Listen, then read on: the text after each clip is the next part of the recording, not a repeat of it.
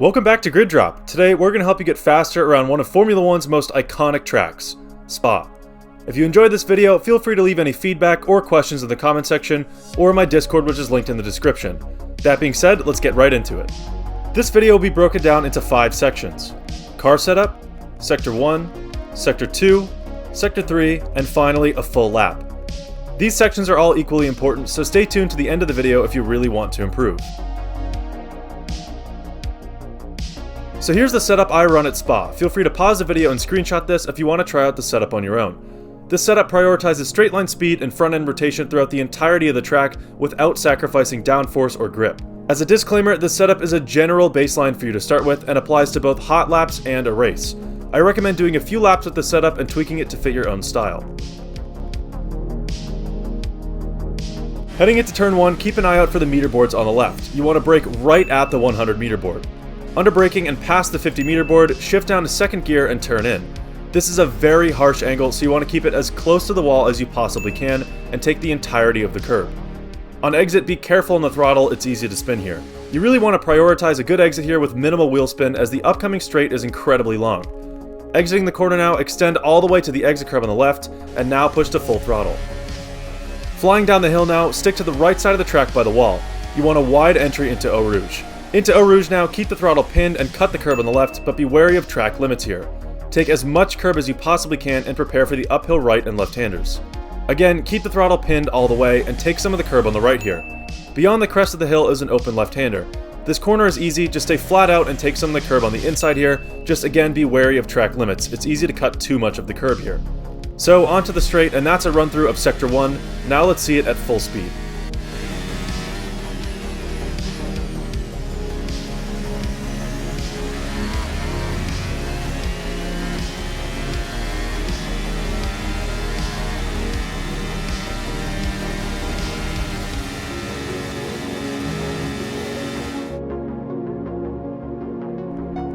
Onto the straight now, stick to the left side of the track as the upcoming corner is a right-hander.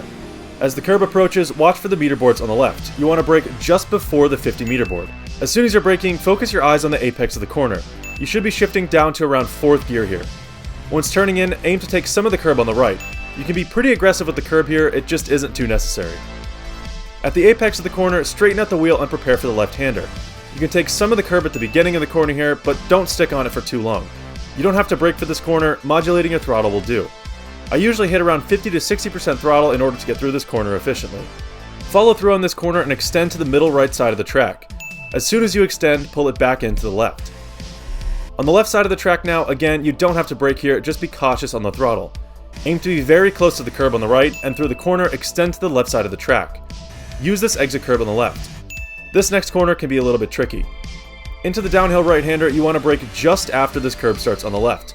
A hard jam of the brakes is necessary here, you really need to get slowed down. Pretty much as soon as you're braking, start turning in. This corner is a very long right, so you can approach it as a double apex or stick to the inside curb the entire way, either one works. Throughout the corner, stick in 3rd gear to maintain grip and keep about a 40% throttle all the way through. As soon as it starts to open up on exit, that's when you can accelerate. On exit, swing out to the left side of the track in order to accelerate more, and then immediately pull back into the right. This upcoming left-hander requires a sharp jam of the brakes and a single downshift, however there aren't many reference points to use for braking. If you want, you can use this black F1 sign on the right as your braking point, but it's a bit hard to see. I personally just look at the apex of the corner and judge my braking based on the feel of the car and the track. It's not a heavy braking zone, so you should be able to do the same after just a few practice laps. As soon as you jam the brakes, get back on the throttle. Aim to be close to the inside curb here and accelerate through the corner. Extend to the right side of the track on exit now, but be very careful about track limits here. Now, punch the throttle all the way down and stay flat out down the hill, and make sure you reach 8th gear. The next left-hander is quite easy in this generation of F1 cars. Watch this gray shack on the right. Right before your car is level with this, turn in. For this corner, a very quick lift of the throttle and a single downshift to 7th gear is all that you need. Keep it tight to the inside of the corner before extending all the way out to the right. Use the right side curb before pulling back into the left for the next corner. In my opinion, this is the most satisfying sequence of the lap. On the exit curb now, start pulling the car back into the left. These upcoming corners can be tricky. Pay attention to the meter boards on the left. The game will tell you to brake right at the 50 meter board, but I prefer to brake slightly earlier to guarantee a good run through the first corner. Once braking, turn in right away. Keep your eyes focused on the curb and get as close as you can without actually driving on it. Be cautious on the throttle here. You want to stick to the right side of the track as best as you can. Once the corner opens up on exit, prepare for the left-hander. This one is actually a little deceiving, so you want a later apex than you think. Stay towards the right side of the track just a fraction longer than you think you should, and then turn in. You don't need to brake here, just be cautious on the throttle. I usually lift around 40% when going through this corner. Use the exit curb on the right, and then pull the car back to the left side of the track. This next corner is quick, but it can be difficult. Brake right before the 50-meter board and downshift to 4th gear. You can take some of the inside curb here, but I prefer not to. Accelerate pretty much as soon as you take this corner, but do so carefully. On exit, extend to the left side of the track and use the full width of the exit curb. Just watch the track limits here. Power down now. The next corner is a simple outside, inside, outside line, and you can stay flat out. Extend to the exit curb on the left and fly down the straight. So that's a breakdown of Sector 2, now let's see it at full speed.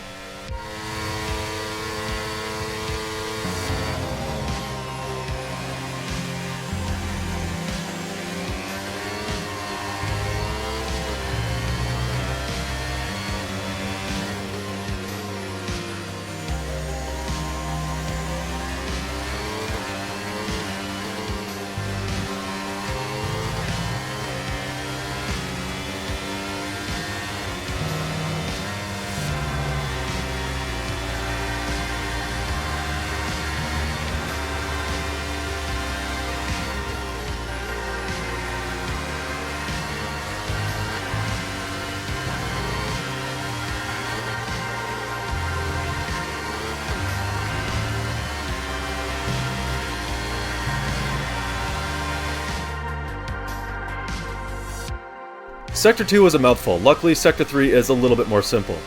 Pretty much just drive straight. The first left-hander is an easy flat, and the second left-hander is a bit more intense, but still easy flat. Exiting this left-hander, extend to the right side of the track before pulling back into the left. Now we have the final corners of the lap. When approaching the last corner, look for the 100-meter board on the left. You want to brake just before this point.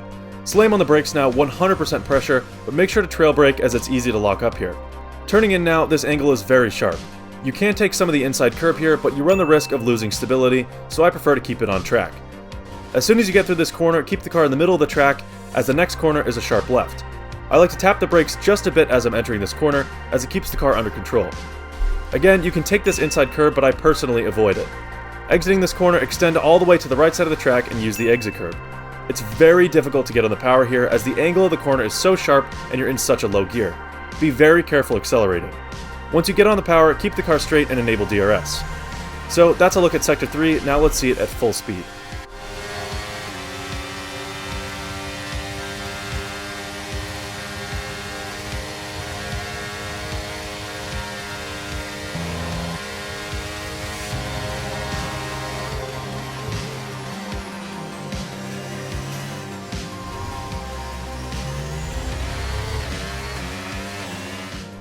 Now let's take a look at a full lap.